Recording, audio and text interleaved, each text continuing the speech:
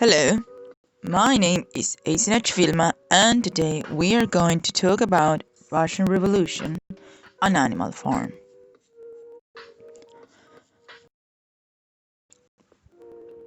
The Russian Revolution of 1917 was one of the most explosive political events of the 20th century. The violent revolution marked the end of the Romanov dynasty and centuries of Russian imperial rule. During the Russian Revolution, the Bolsheviks, led by leftist revolutionary Vladimir Lenin, seized power and destroyed the tradition of Tsarist rule. The Bolsheviks would later become the Communist Party of the Soviet Union. The conflicts in 1917 centers around two primary events: the February Revolution and the October Revolution. The February Revolution removed Tsar Nicholas II from power. Meanwhile, the October Revolution, also called the Bolshevik Revolution, overturned the interim provisional government and established the Soviet Union. Even though the revolution took place in 1917, I first have to mention one of the main events which led to the start of the revolution. In 1805, a group of workers marched to the Caesar's palace in St. Petersburg to make their demands. Imperial forces opened fire on the demonstrators, killing and wounding hundreds. This was known as Bloody Sunday.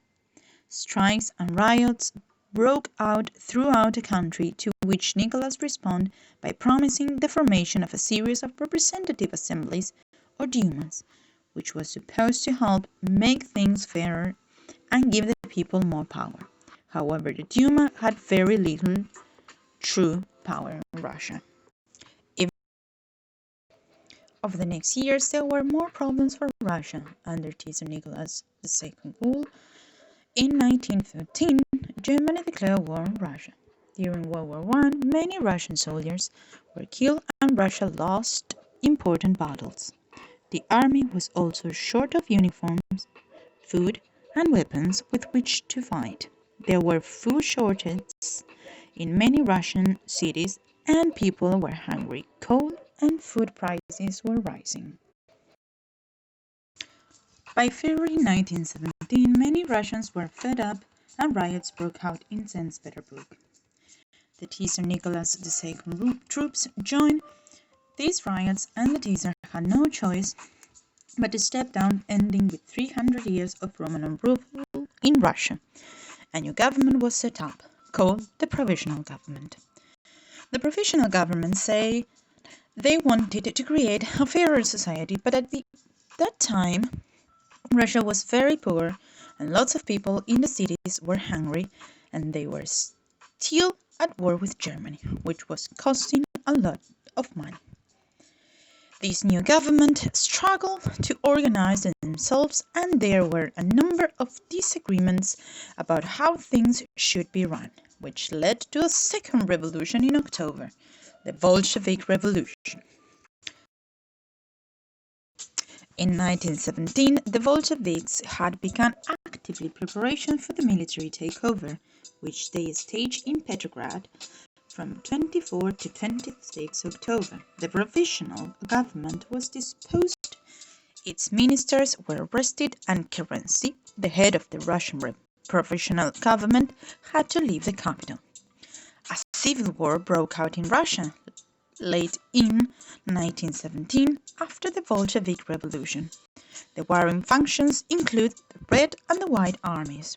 The Red Army fought for Lenin's Bolshevik government and the White Army represented a large group of loosely allied forces including monarchists, capitalists, and supporters of democratic socialism. On July 16, 1918, the Romanovs were executed by the Bolsheviks.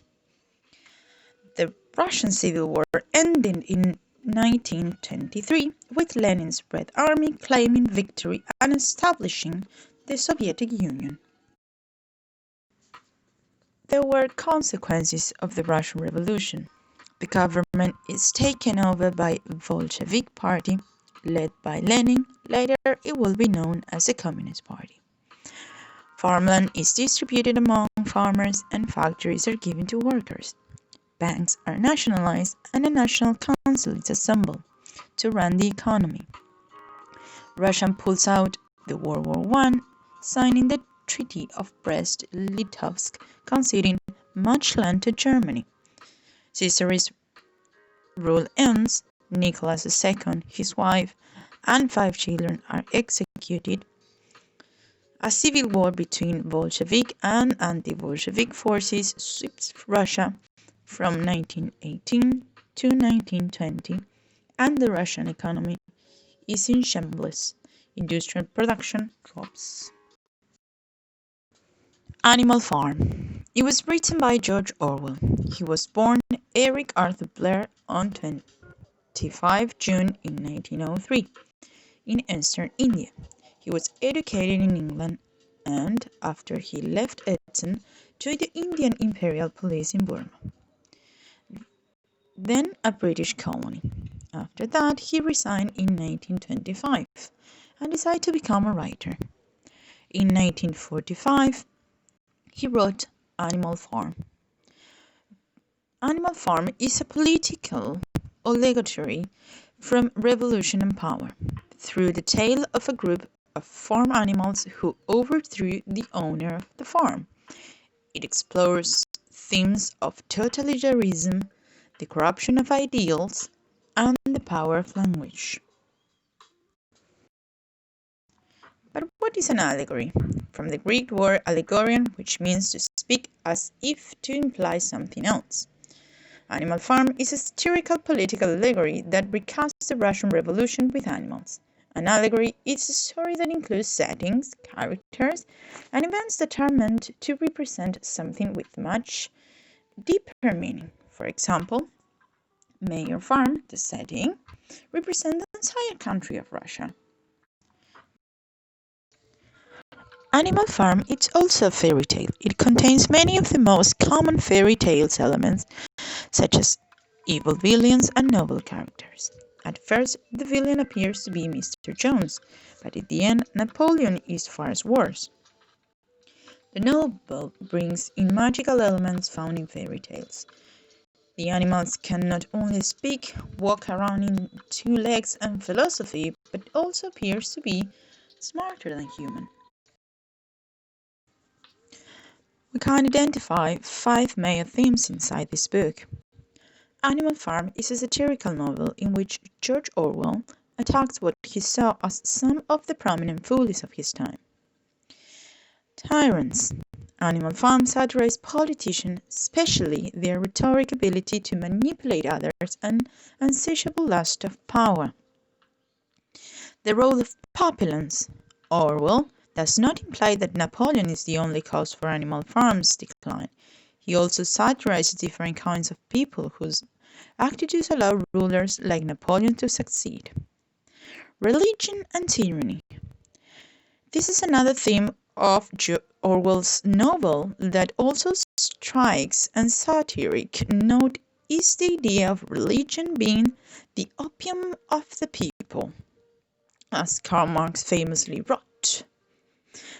And false allegiance, a final noteworthy and again satiric theme is the way in which people proclaim their allegiance to each other, only to betray their true intentions a later time. There are several symbolisms inside this book. Here we are going to mention 2. The barn. The barn symbolically represents the collective consciousness of the working class animals and their original vision of an agrarian society. And the windmill. The windmill represents the attempt to modernize Russia and the general incompetence of Stalin's regime. As we mentioned before, Animal Farm is an allegory from the Russian Revolution. So we can make some characters comparison. Mr. Jones with Caesar Nicholas II. Mr. Jones irresponsible for his animals, sometimes cruel, sometimes kind. Caesar Nicholas, A poor leader, sometimes cruel, brutal with his opponents, sometimes kind. Old mayor with Karl Marx. Old mayor taught animalism. Karl Marx invented communism. Old mayor dies before the revolution, just as Karl Marx dies before the Russian Revolution. Snowball and Leon Trotsky. Snowball, young, smart, good speaker, idealistic, really wants to make life better for all the animals. Leon Trotsky, another leader of the October Revolution, pure communism, want to improve life for all in Russia. Napoleon, not a good speaker, not as clever like Snowball, cruel, brutal, selfish, corrupt, ambitious for power. With Joseph Stalin, not a good speaker, not educated like Trotsky, same as Napoleon. The dogs and the secret police. The dogs are a private army that use fear to force animals to work, kill, or intimidate any opponent of Napoleon. And the secret police, not really a police, but for support for Stalin, use force, often kill entire families for disobedience. Squealer and the propaganda department of Lenin government. Squealer, big mouth, talks a lot, convinces animals to believe and follow Napoleon, changes and manipulates the commandants. And the propaganda department of Lenin government work for Stalin to support his image, use any lie to convince the people to follow Stalin. We can make another comparison between animalism and communism. Communism stands for no owners, no rich, but no poor. All people are equal. The same as animalism. But in this case, all animals are equal. Communism refers to government owns everything and people own government. Animalism, everyone owns the farm.